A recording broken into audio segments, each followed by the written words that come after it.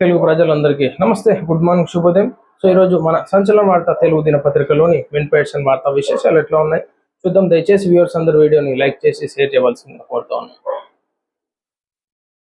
200 కన్నా ఎక్కువ సీట్లు గెలుస్తాం మమతా బెనర్జీ. భాజపా ఎన్ని కుట్రలు చేసినా ఎన్నికలు విజయం సాధించేది తమ పార్టీని అని బెంగాల్ సీఎం మమతా బెనర్జీ విశ్వాసం వ్యక్తం చేశారు.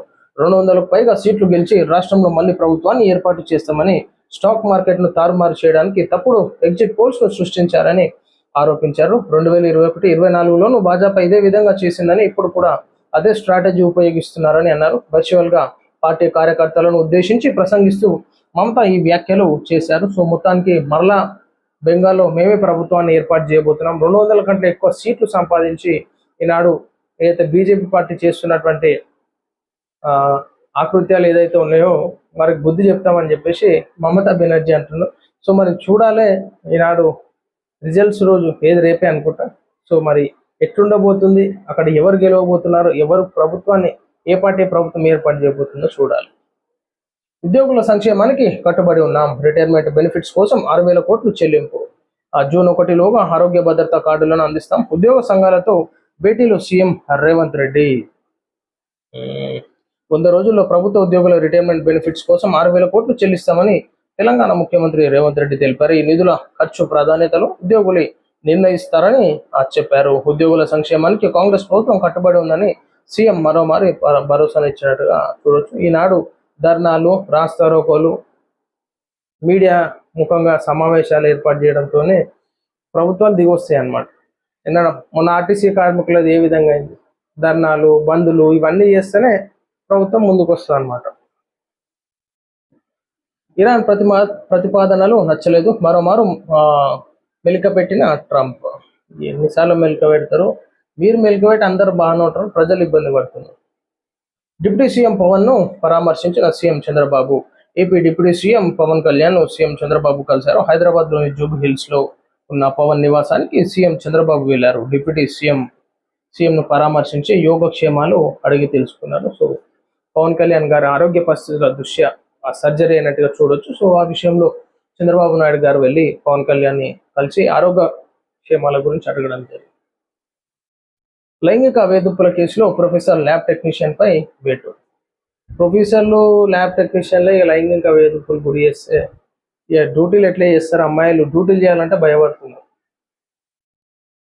నీట్ పరీక్షా కేంద్రాల వద్ద 163 163 సెక్షన్ జిరాక్స్ ఇంటర్నెట్ సెంటర్లు క్లోజ్.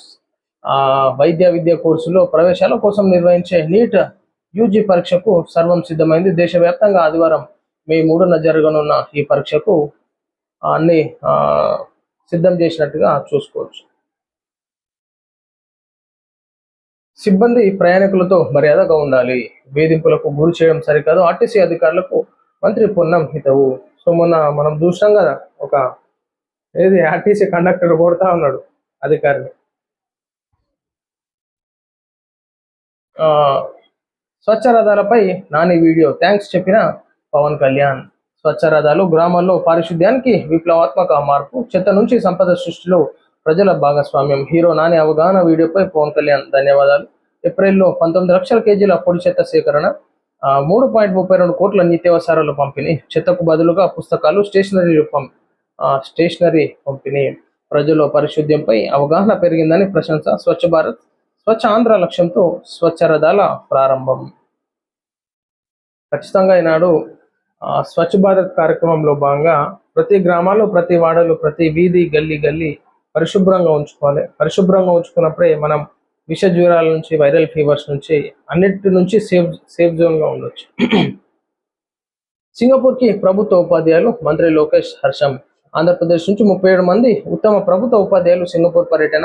నేషనల్ ఇన్స్టిట్యూట్ ఆఫ్ సింగపూర్లో 5 రోజులు ప్రత్యేక శిక్షణ. ఆధునిక బోధన పద్ధతులు, విద్యార్థి కేంద్రిత విధానాలపై అవగాహన, విమర్శనాత్మక ఆలోచన, పాఠ్య ప్రణాళిక రూపకల్పనలో శిక్షణ.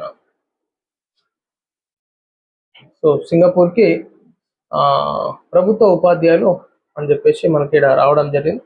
సో వాళ్ళకి ట్రైనింగ్ లో భాగంగా సింగపూర్కి వెళ్తా ఉన్నారు అన్నమాట.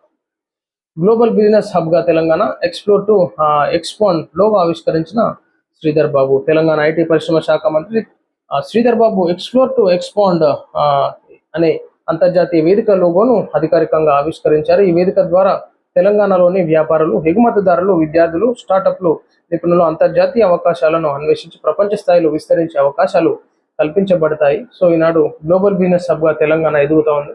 సో దీనికి అందరూ సహకరించాలని చెప్పేసి ఇంకా మంచి హైప్ని తీసుకురావడానికి మంత్రి గారు కృషి చేస్తూ ఉన్నారు.